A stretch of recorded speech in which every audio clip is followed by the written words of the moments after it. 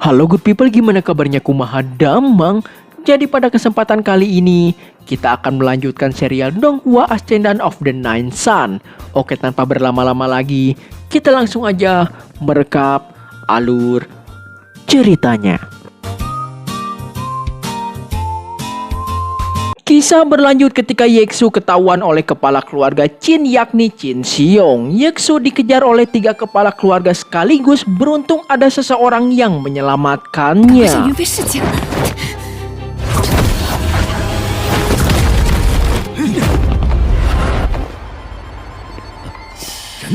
Si Tian Yuan berucap takutnya Yeksu mengabari Yunfei terlebih dulu. Jika terjadi, nggak akan semudah ini yang membunuh Yunfei.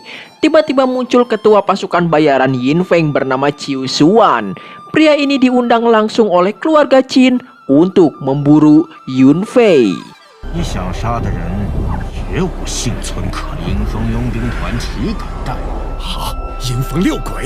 Ternyata yang menyelamatkan Yeksu adalah Qing Luo. Yeksu mengungkapkan masih ada mata-mata di keluarga Ye yang bersekongkol dengan keluarga Qin.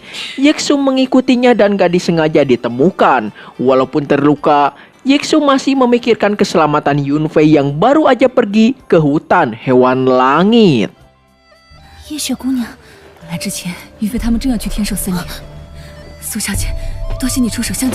Tiba-tiba Nenek Rong muncul untuk menghentikan Qing Luo. Pada dasarnya Qing Luo ini gak diizinkan untuk berurusan dengan Yunfei. Walaupun begitu, Qing Luo tetap ingin membantu Yunfei.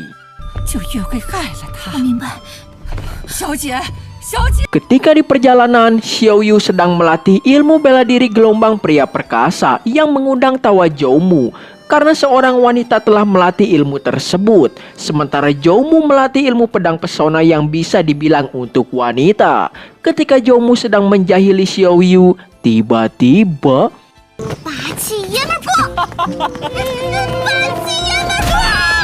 Xiao Yu akhirnya berhasil dan Zhoumu menjadi korban yang pertama. Mereka udah tiba di kota Praja Hewan Langit yang dikelilingi habitat iblis terbesar di kota Yuanyu.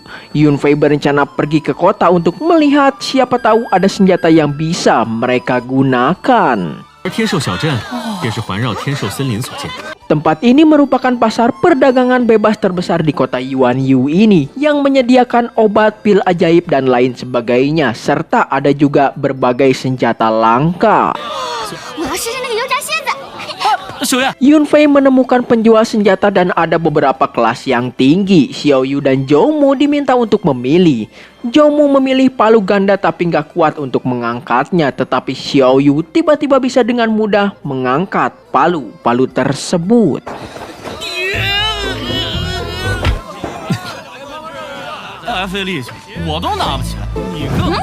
Yunfei gak habis pikir dengan Xiao Yu. Wanita berbadan kecil ini tapi memiliki kekuatan luar biasa kuat.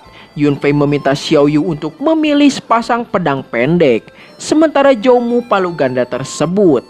Sayangnya Yunfei belum menemukan senjata yang cocok bagi dirinya. Tiba-tiba muncul seorang pria menjual senjata asli kelas tinggi seharga 10.000 batu kristal spiritual. Belati tersebut katanya warisan langsung dari leluhurnya. Jika karena sang ayah nggak sakit parah, maka belati tersebut nggak dia jual.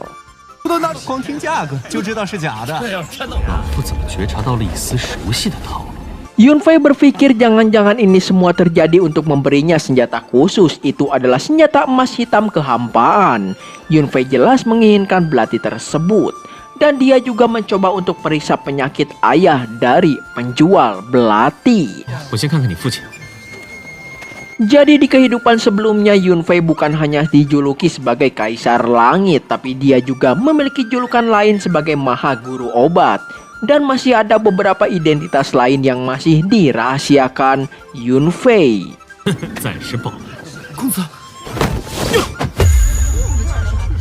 Tiba-tiba ayah dari penjual belati tersebut bangun setelah Yunfei obati. Yunfei berucap bahwa dia akan pulih sepenuhnya setelah istirahat selama 2-3 bulan ke depan. Yunfei juga mengeluarkan 10.000 batu kristal spiritual untuk membeli belati 10000 tersebut. 晶石。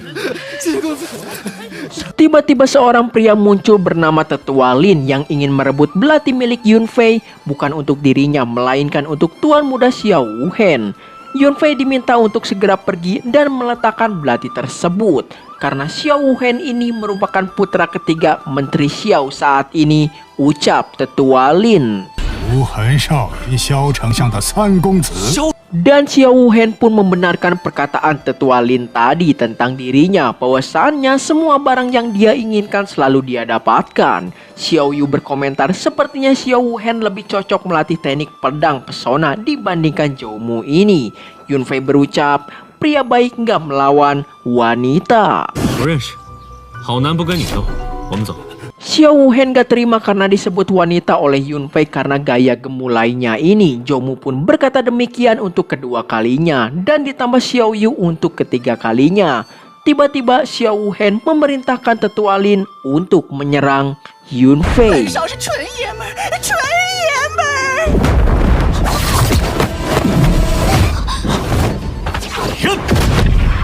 地境后期，倒是小瞧你了。 Yunfei mengeluarkan kekuatan jiwa Kaisar Langit karena perbedaan kekuatan cukup jauh tetapi nampaknya nggak bisa bertahan lama. Pertarungan kembali dimulai dan Yunfei berhasil melarikan diri mengandalkan teknik jarum penggerogot jiwa.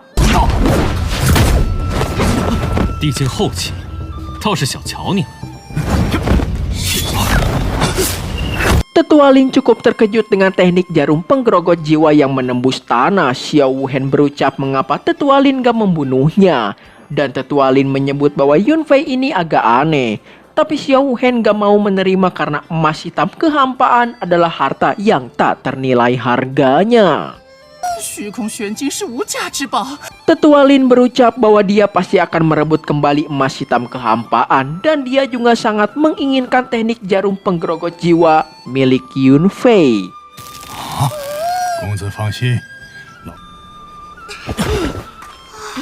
Yunfei dan yang lainnya telah berhasil melarikan diri dan tiba di lembah Raja Buaya. Sepertinya Yunfei terluka karena pertarungan tadi.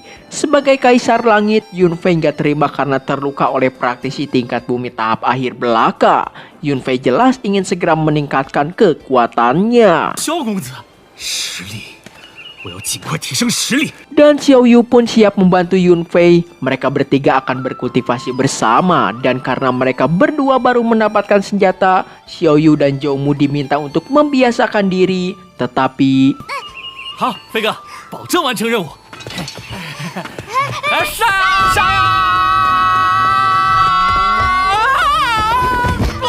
nampaknya Yunfei juga nggak berdiam diri. Dia mulai berburu hewan di sekitar untuk mengumpulkan esensi darah iblis. 虚空玄金已经收集的差不多了，以灵躯体融精化血。你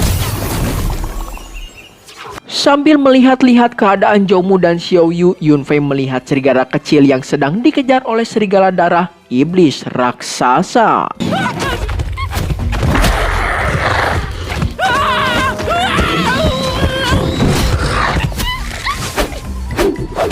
Nampaknya serigala kecil ini telah berani memprovokasi serigala darah iblis. Tontonan menarik untuk Yunfei.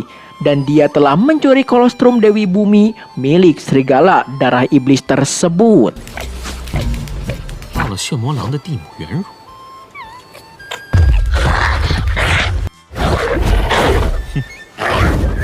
Udah mencuri barang orang bahkan berani memakan barang curian di hadapan pemiliknya. Ya, kepribadian serigala kecil ini sesuai dengan selera Yunfei. Dan Yunfei pun memutuskan untuk membantunya. 今天算你运气好。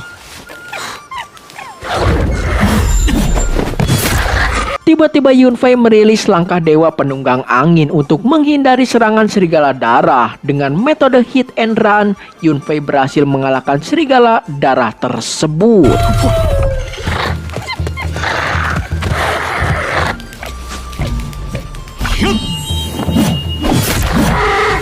Serigala kecil ini tahu betul untuk mengalihkan musuh. Dia cukup pintar, ucap Yunfei. Setelah itu Yunfei bergegas pergi karena merasakan bunga 7 ilahi akan mekar. Dan di sana ada beberapa praktisi sudah berkumpul.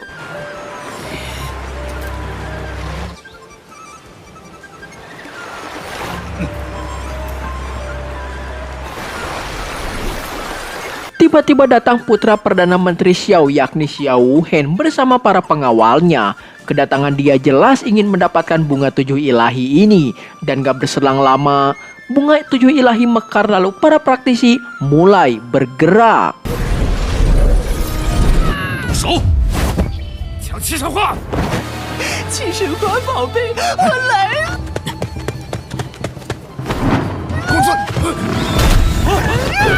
Tiba-tiba muncul siluman buaya bersisik hitam binatang iblis tingkat 9. Karena kurang rasanya jika ada harta karun alam tapi nggak dijaga oleh binatang iblis yang ada di sekitarnya.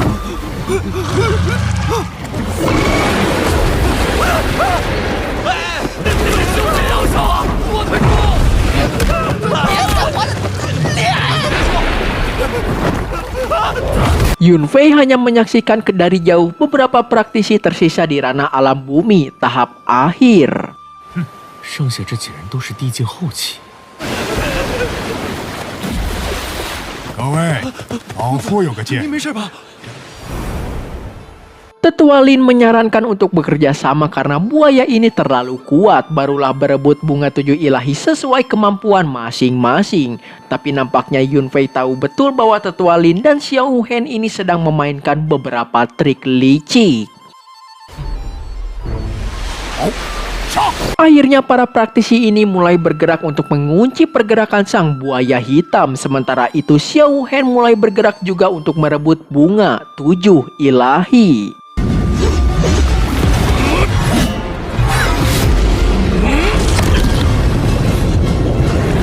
Kini para praktisi yang lain sadar telah dibohongi Tetua Lin, tapi nampaknya mereka nggak bisa berbuat banyak. Karena sama-sama sedang di situasi kritis, jadi jika lengah sedikit aja akan dibunuh buaya hitam tersebut. Di saat-saat terakhir, Yunfei mulai bergerak untuk merebut bunga 7 ilahi. 你们困住了妖恶，应该也不想死在这儿吧？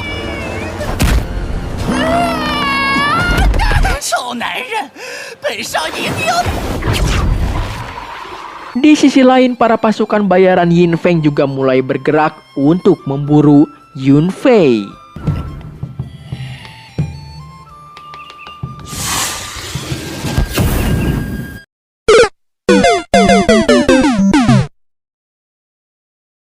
Oke, jadi segini dulu aja untuk pembahasan video kita kali ini. Sampai jumpa di video-video saya selanjutnya. Bye-bye.